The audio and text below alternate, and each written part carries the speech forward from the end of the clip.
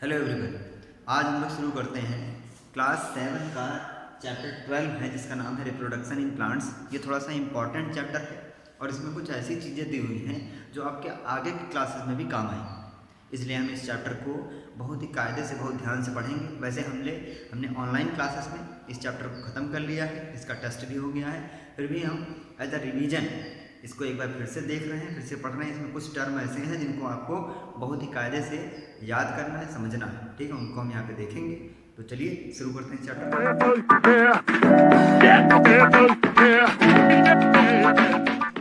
देखिए, सबसे पहले तो ये समझिए कि जितने भी लिविंग थिंग्स पाए जाते हैं उन सबकी एक कैरेक्टरिस्टिक या फिर उनका ये कहिए कि उनका मेन एक उद्देश्य यह होता है कि अगर आप इस पृथ्वी पर आए हो तो फिर आप अपने जैसा एक बनाओ और मर जाओ, ठीक है। शुद्ध भाषा में समझे तो उसका एक यही मुख्य उद्देश्य होता है, ठीक है। अब इसको आपकी बुक में एनसीईआरटी में जो लिखा हुआ है उसको जरा हम लोग देख लेते हैं, उसमें क्या दिया हुआ है। एनसीईआरटी में देखिए दिया हुआ है to produce its kind is a characteristic of living organism, यानी कि अपने जैसा बनाने की एक कैरेक्टरिस्टिक है हर लिविंग बींग्स की, ठीक है।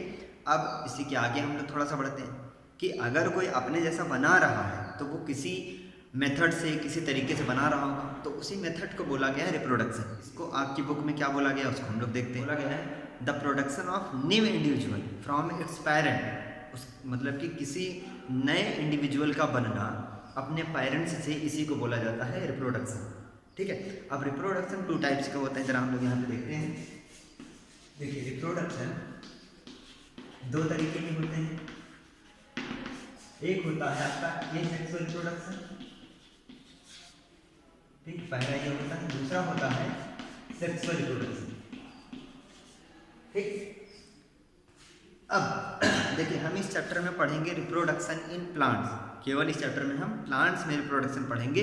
उसमें हम लोग एसेक्सुअल के बारे में भी पढ़ेंगे और सेक्सुअल के बारे में पढ़ेंगे। इनके जितने टाइप्स होते हैं, कैसे कैसे होते हैं, वो सारी चीज़ें भी हम यहाँ पर एक एक करते हुए देखते चलें। अब सबसे पहले हम समझते हैं कि जो प्लांट होता है अगर उसमें रिप्रोडक्शन हो रहा है तो किसी एक पार्ट के थ्रू हो रहा हो। कोई एक पार्ट होगा जो उसका रिप्रोडक्शन में मदद कर रहा होगा। तो हम पहला एक यहाँ पे पॉइंट लिखेंगे कि फ्लावर, जो फ्लावर होता है, फूल होता है, is a reproductive part of a flower, is a reproductive part of a plant, reproductive part of a plant. इस बात को बहुत ध्यान से अपने दिमाग में रखिएगा कि एक जो फ्लावर होता है, वही रिप्रोडक्टिव पार्ट होता है एक प्लांट का, ठीक। इस चीज़ को हम जरा गौर से समझेंगे यहाँ पे।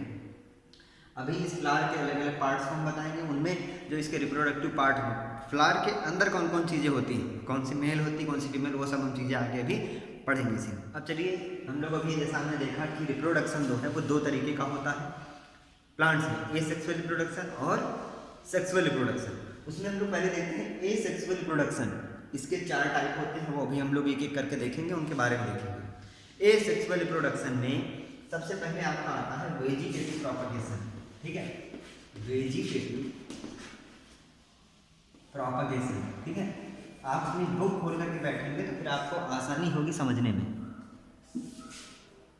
Vegetative propagation. सेकंड नंबर पे आपका आता है, देखिए, बडिंग। थर्ड नंबर पे आपका आता है फ्रेगमेंटेशन। फोर्थ नंबर पे आपका आता है स्पोर फॉर्मेशन, ठीक है। स्पोर फॉर्मेशन के बारे में एक एक करके हम सभी चीज़ों को समझ लेते हैं, सब में आपको सारी चीज़ें क्लियर। सबसे पहले आपका आता है वेजिटेटिव प्रोपगेशन। ये क्या होता है, देखिए, ये होता है वेजिटेटिव पार्ट्स होते हैं एक प्लांट के, कुछ वेजिटेटिव पार्ट्स होते हैं, यानी कि उसकी रूट, उसकी लीफ, उसके स्टेम को बोला जाता है वेजिटेटिव पार्ट, ठीक है, वेजिटेटिव पार्ट। अब वेजिटेटिव पार्ट अगर नया प्लांट बन रहा है वेजिटेटिव पार्ट से तो उसको बोलेंगे वेजिटेटिव प्रोपगेशन, ठीक है, समझ रहे होंगे आप। यानी कि अगर कोई एक प्लांट है और उसका नया एक प्लांट बन रहा है और वो वेजिटेटिव पार्ट्स से मिलकर के बन रहा है तो उसको बोलेंगे वेजिटेटिव प्रोपगेशन। इसका एग्जाम्पल समझ लेंगे, आपके दिमाग में सारी चीज़ें क्लियर हो जाएगी। एग्जाम्पल ये है, आपने देखा होगा गुलाब का पौधा होता है, वो नई डंडी, आप गुलाब की डंडी काटते हैं, लगा देते हैं, नया पौधा निकल आता है।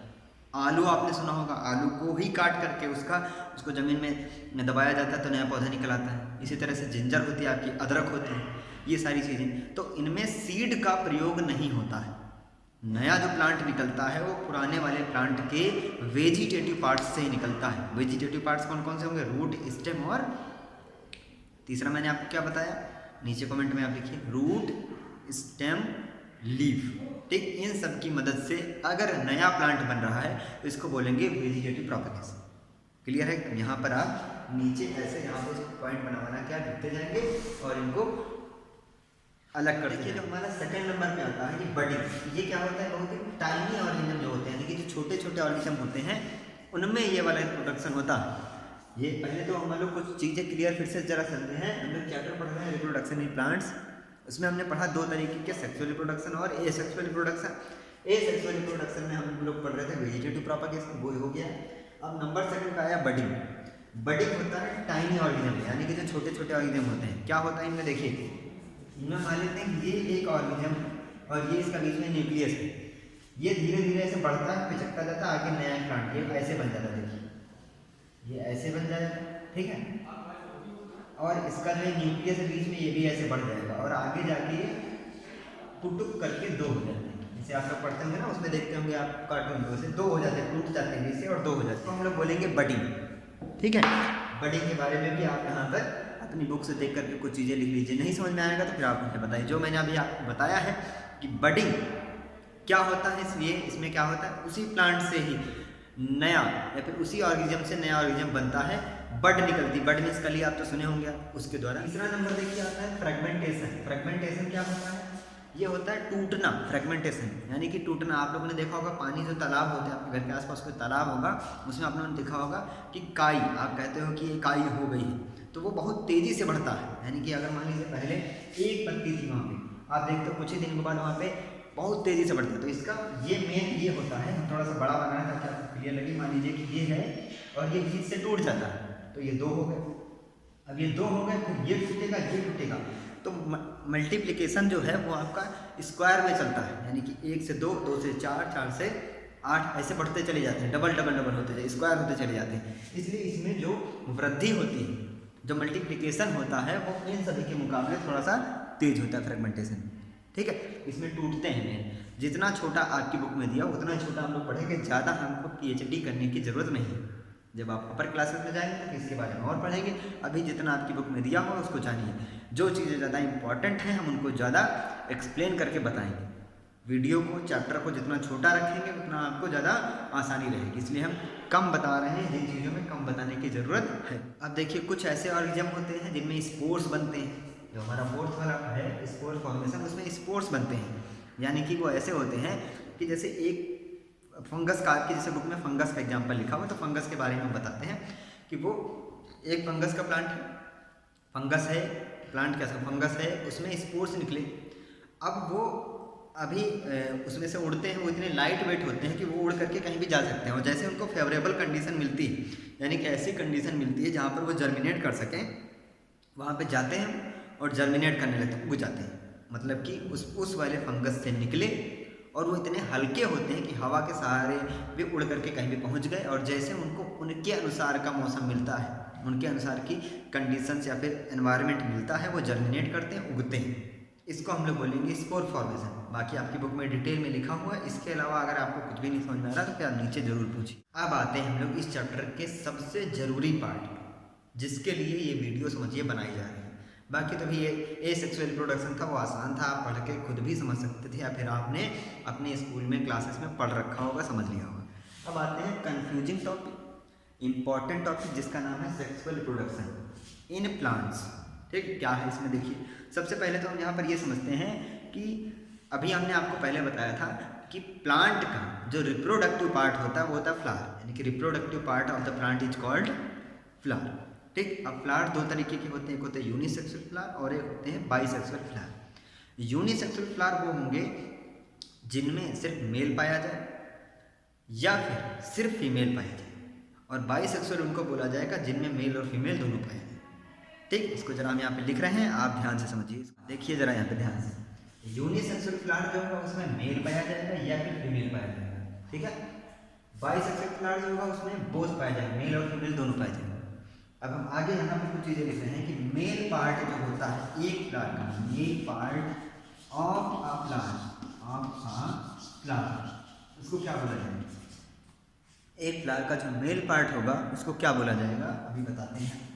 और एक प्लांट का जो फीमेल पार्ट है, female part of a plant, उसको क्या बोला जाएगा? जिन्होंने ऑनलाइन क्लासेस करी है वो नीचे कमेंट करके बताएंगे कि male part of a plant और female part of a plant, तुरंत साथ में ही हमारे नीचे कमेंट करके बताइए कि क्या होता है।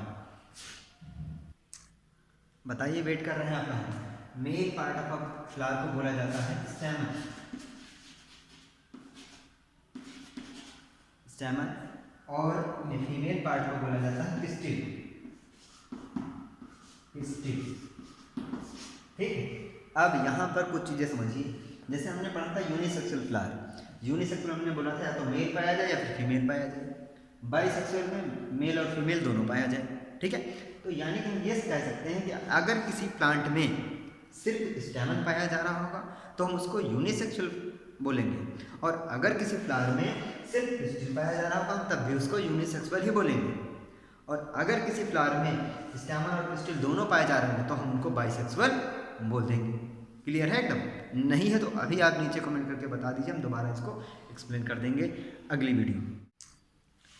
अब देखिए, हमने जो भी मेल पार्ट और फीमेल पार्ट पढ़ा है उनका जरा यहाँ पे हमने एक डायग्राम ये दोनों का बना दिया, अलग अलग चीज़ें कुछ क्लियर होंगी, जरा इसको तो ध्यान से समझने का प्रयास करिए। मेल पार्ट जो होता है फ्लावर का उसको हम स्टेमन बोलते हैं, अभी हमने पढ़ा था। तो स्टेमन का जो मेल स्टेमन जो है वो मेल पार्ट है, इसका हमने यहाँ पे देखिए डायग्राम बनाया है। इसका जो ऊपर का पार्ट है इसको एंथर बोला जाता है, और इस बीच वाली डंडी को बोला जाता है फिलामेंट। यानी कि स्टेमन के दो पार्ट, एंथर और फिलामेंट, और स्टेमन एक मेल पार्ट किसी फ्लावर का होता है। इसके अलावा फीमेल पार्ट जो किसी फ्लावर का होता है उसको बोलते हैं पिस्टिल, और ये फीमेल पार्ट होता है। इसका हमने बनाया देखिए स्टिग्मा सबसे ऊपर होता है, फिर ये बीच में जो डंडी होती है स्टाइल बोलते हैं, और इसके जो सबसे नीचे पार्ट होता है बड़ा सा उसको बोलते हैं ओवरी। अब इसी ओवरी के अंदर ओव्यूल्स पाए जाते हैं, ओव्यूल्स। अब ये ओव्यूल्स या तो एक होंगे या फिर बहुत भी हो सकते हैं, डिपेंड करता है अलग अलग प्लांट पे, अलग अलग फ्रूट पर। ठीक है, यहाँ तक क्लियर? एक बार इनको देख लीजिए, इनका स्क्रीनशॉट ले लीजिए, अपनी कॉपी पर इनको आपको बनाना है। यहाँ पर एक चीज़ देखना है, ये जो मेल पार्ट है एक फ्लावर का, इसमें एंथर होता है। इस एंथर में ही पॉलन ग्रेन्स पाए जाते हैं। क्या पाए जाते हैं? Pollen grains. ठीक है, ये मेल गैमीट होते हैं। ठीक है, और ये जो ओवरी के अंदर ओव्यूल होते हैं ये आपके फीमेल गैमीट होते हैं। यहाँ पे हम लिखे हुए हैं ओव्यूल्स। ठीक, ये आपके फीमेल गैमीट होते हैं, फीमेल गैमीट। अभी देखिए गैमीट क्या है वो हम क्लियर करेंगे। ये मेल गैमीट होते हैं। चीज़ों को मिक्स नहीं करना है, अलग अलग रख करके समझना है, तभी सब समझ में आएगा। ठीक है, समझिए जरा। देखिए, जब कहीं पर भी मेल गैमीट और फीमेल गैमीट आपस में आकर के मिलता है और एक एग बनाता है। ठीक, देखिए समझिए, इसको जरा बोर्ड को क्लियर कर लेते हैं। हाँ, देखिए यहाँ पे मेल गैमीट जब मिलते हैं फीमेल गैमीट से, फ्यूज होते हैं। मेल गैमीट जब फीमेल गैमीट से फ्यूज करते हैं, फ्यूजन करते हैं, तब जो बनता है वो बनता है जाइगोट। यानी कि मेल गैमीट और फीमेल गैमीट जब फ्यूज करें तो हमारा बना जाइगोट। क्या बना? जाइगोट। ठीक, और इस प्रोसेस को, इनके मिलने को ही बोला जाता है फर्टिलाइजेशन। क्या बोला जाता है? फर्टिलाइजेशन। ठीक है, ये क्वेश्चन पूछा जाएगा फर्टिलाइजेशन, तो आप बोलेंगे the fusion of male gamete and female gamete is called fertilisation. ठीक है, अगला जो हमारा टॉपिक आता है वो है पॉलिनेशन। पॉलिनेशन क्या होता है? देखिए इसको समझिए कि transfer of pollen grains from an anther to the stigma of a flower is called pollination. यानी कि पॉलन ग्रेन को एंथर से स्टिग्मा तक पहुंचने की ये जो प्रोसेस है इसी को बोला जाता है पॉलिनेशन। ये दो तरीके का होता है, एक होता है सेल्फ पॉलिनेशन और दूसरा होता है क्रॉस पॉलिनेशन। सेल्फ पॉलिनेशन और क्रॉस पॉलिनेशन। देखिए इसको जरा यहाँ पे समझिए, हमने आपको बताया था, इसको जरा हम लिख रहे हैं और चीज़ों को एकदम ध्यान से समझेंगे। सेल्फ पॉलिनेशन और दूसरा हमने देखा अभी क्रॉस पॉलिनेशन। क्रॉस पॉलिनेशन, ठीक है, सेल्फ पॉलिनेशन और क्रॉस पॉलिनेशन। देखिए अभी जो एंथर, हमने अभी जो स्टैमन और पिस्टिल के बारे में पढ़ा था वो क्या है, जरा उसको समझिए ध्यान से। स्टैमन क्या है, एक मेल पार्ट है, किसी भी फ्लावर का मेल पार्ट है, ठीक, वो एक फ्लावर में पाया जा सकता है और उसी में ही फीमेल पार्ट यानी कि पिस्टिल भी पाया जा सकता है। तो अगर कोई एक फ्लावर है, ठीक है, और उसी में मेल पार्ट भी है फीमेल पार्ट भी है, तो उसको हम बोलेंगे बाइसेक्सुअल फ्लावर, बाइसेक्सुअल फ्लावर। अब उस बाइसेक्सुअल फ्लावर में अगर पॉलिनेशन हो रहा है, यानी कि उसी के एंथर से, उसी सेम फ्लावर में एंथर से पॉलन ग्रेन उठा और उसी के स्टिग्मा पे जाकर के गिरा, यानी कि सेम फ्लावर में पॉलन ग्रेन ट्रांसफर हो रहा है सेम फ्लावर में, तो इसको बोलेंगे हम लोग सेल्फ पॉलिनेशन। क्या बोलेंगे, सेल्फ पॉलिनेशन बोलेंगे। इसको हम लिख रहे हैं, समझिए। हाँ देखिए, सेल्फ पॉलिनेशन और क्रॉस पॉलिनेशन दोनों में डिफरेंस यहाँ पे हमने बाकायदा लिख दिया है, आपको बस ध्यान देना है। सेल्फ पॉलिनेशन क्या होगा, पॉलन जो है मेल गैमेट वो लैंड करेगा स्टिग्मा पे, उसी फ्लावर पे, सेम फ्लावर में, यानी कि वो बाइसेक्सुअल फ्लावर होना चाहिए, उसी के मेल पार्ट से उठा और उसी के फीमेल पार्ट पे गया, उसको बोलेंगे हम लोग सेल्फ पॉलिनेशन, ठीक, इसमें कोई कंफ्यूजन नहीं। क्रॉस पॉलिनेशन में आपको कंफ्यूजन होगा, तो उसको हम यहीं पे दूर कर देते हैं। क्रॉस पॉलिनेशन में क्या होता है, अगर पॉलन लैंड करता है स्टिग्मा पे उसी प्लांट के दूसरे फ्लावर पे, उसी फ्लावर पे करेगा तो हम उसको क्या बोलेंगे, सेल्फ पॉलिनेशन। अगर उसी प्लांट के दूसरे फ्लावर पे लैंड कर रहा है तो हम उसको बोलेंगे क्रॉस पॉलिनेशन। या फिर इसमें ये जो दूसरी शर्त है कि पॉलन उठा और दूर किसी प्लांट पे, सेम प्लांट होना चाहिए, यानी कि अगर गेंदे की बात हो रही है तो गेंदा का ही होना चाहिए, पॉलन उठा और उस प्लांट को छोड़ करके दूर किसी प्लांट पर, गेंदे के प्लांट पे गया और पॉलन लैंड किया स्टिग्मा, समझिए इसको, तब इसको बोलेंगे क्रॉस पॉलिनेशन। क्या बताइए, देखिए पॉलन लैंड कर रहा है स्टिग्मा पर उसी प्लांट के दूसरे फ्लावर पर या फिर किसी दूसरे प्लांट पर, दूर कहीं दूसरा प्लांट लगा हुआ है उस पर जाके उसके फीमेल पार्ट पे लैंड किया, उसको बोलेंगे क्रॉस पॉलिनेशन। क्लियर है इतनी चीज़ें? जो भी ना समझ में आया हो कमेंट करके जरूर बताएं, या फिर किसी और माध्यम से अगर आप मुझसे जुड़े हैं तो फिर आप जरूर बताएं, ठीक है। अब अगला जो टॉपिक है देखिए, सीड डिस्पर्सन। क्या होता है, सीड का डिस्पर्सन होना, उनको एक जगह दूसरी जगह फैलना, उसको बोलते हैं सीड डिस्पर्सन। सबसे पहले तो इसको समझिए कि होता क्या है। जैसे एक प्लांट है, मान लीजिए आपके घर के आसपास कहीं पे मैंगो का प्लांट लगा हुआ, इमेजिन करिए कि आप वहाँ पर ना होते और उसमें मैंगो लग गया, पक गया, फिर उसके बाद में वो मैंगो वहीं पे गिर गया, ठीक है। जो नेचर ने क्रिएट किया था वो यही हुआ था कि प्लांट लगा हुआ, उसमें मैंगो लगा, पक गया वो, अब वो मैंगो वहीं पे नीचे गिर गया, ठीक है। अब जब नीचे मैंगो गिर गया तो उसमें जो सीड लगा हुआ है, जो उसके अंदर जो सीड है, ठीक है, उसके अंदर सीड है, उसके अंदर जो सीड है अभी जो हमने पढ़ा था ओव्यूल पाया जाता है ओवरी के अंदर, वही ओव्यूल आगे जाके डेवलप हो जाता है सीड में, और वो जो ओवरी है वही उस फ्रूट का जूसी पार्ट बन जाता है। यानी कि जैसे मैंगो है तो उसमें जो सीड पाया जा रहा है वो वही ओव्यूल है जो भी हमने पढ़ा था, वो डेवलप हो गया है सीड में। तो जब मैंगो नीचे गिरा, हम लोग वहाँ पे कोई भी एनिमल ना होता, वो नीचे गिरा तो जो उसका सीड है वो वहाँ पे नया जर्मिनेट हुआ, नया मैंगो का प्लांट निकल आया, फिर वो निकलेगा ऐसे। यानी कि एक प्लांट के आसपास ही मैंगो के प्लांट निकलते रहेंगे, कहीं पृथ्वी पे दूसरी जगह मैंगो के प्लांट नहीं निकलेंगे अगर सीड डिस्पर्सल ना होता। अब सीड डिस्पर्सल इसीलिए होता है कि मान लीजिए मैंगो यहाँ पे निकल आया, क्या पृथ्वी के दूसरे भाग में कहीं पे मैंगो की आवश्यकता नहीं है? बिल्कुल है। एक ही जगह पे अगर सब मैंगो मैंगो मैंगो निकल आएंगे तो दिक्कत होगी, दूसरी जगह मैंगो है नहीं। हम सिर्फ मैंगो का एग्जांपल ले रहे हैं आपको समझाने के लिए। इसका आप सारी चीज़ों से रिलेट करिए, जैसे कि आपके जितने भी ग्रेन्स होते हैं, अनाज, जैसे कि मान लीजिए गेहूँ है, गेहूँ का पौधा लगा हुआ है तो उसका अगर बीज वहीं पे गिर जाएगा तो गेहूँ वहीं पे दूसरा पौधा निकल आएगा, तीसरा निकल आएगा, ऐसे करके एक जगह पे गेहूँ का निकल आएगा। अब उस एरिया में गेहूँ बहुत हो गया लेकिन पृथ्वी के बाकी हिस्सों में गेहूँ नहीं हो रहा, इसलिए सीड डिस्पर्सल एक ये नेचुरल प्रोसेस बनी। अब इस नेचुरल प्रोसेस को कराने में एनिमल्स का हाथ होता है, विंड, वाटर, सब चीज़ों का हाथ होता है। क्या होता है, जैसे आप लोगों ने देखा होगा कि कभी आप जंगल वंगल में जाते हैं तो फिर कुछ आपके कपड़ों पे कोई चीज़ चिपक जाती है, उसके अंदर आपने देखा होगा कटीला कटीला होता है, उसको आप अगर खोल के देखें उसके अंदर एक बीज होगा, सीड होगा, तो वो ये एक नेचुरली बनाया गया है, ऐसा बना हुआ है कि वो आपके कपड़ों पे चिपक गया, वो सीड दूसरी जगह जाएगा तो वहाँ पर नया पौधा होगा, ठीक है। ये होता है सीड डिस्पर्सन। बस इसमें इतना ही था। अब इस चैप्टर को आप कायदे से रीड करिए, जहाँ पर जो भी मुझसे रहेगा, मुझे तो ऐसा लग रहा है कि इस चैप्टर में ज़्यादातर चीज़ें कवर कर ली हैं जो भी इंपॉर्टेंट थी। अगर आपको लग रहा है कि कुछ चीज़ें छूट गई हैं तो नीचे कमेंट करके बताइए। पार्ट 2 वीडियो बना देंगे इस चैप्टर के, और उसमें वो वाले टॉपिक्स हम ले आएंगे जो ऐसा लगता है आपको कि वो छूट गए हैं। ठीक है, बाकी मुझे लग रहा है इस चैप्टर में जितनी भी इंपॉर्टेंट चीज़ें थी वो हमने कवर कर लिया यहीं पे। जो भी डिफरेंस आपको बताए हैं, sexual reproduction, asexual reproduction, cross pollination, self pollination, सब अपनी कॉपी पे नोट कर लीजिए और उनको समझने का प्रयास कीजिए। एक बार में ना समझ में आए दोबारा वीडियो देखिए, ना जहाँ पर भी दिक्कत आए नीचे कमेंट करके बताइए। मिलते हैं आपसे अगली वीडियो में। अपने बाकी दोस्तों को जो अभी तक इस चैनल से नहीं जुड़े हुए हैं उनको आप शेयर करिए, पहुंचाइए, क्योंकि आप अगर सिर्फ शेयर कर दें और कोई ये वाला चैप्टर समझ सके आपके एक शेयर करने की वजह से, तो फिर मुझे नहीं लगता कि आपको शेयर करने से मना करना चाहिए। ठीक है, चलिए मिलते हैं।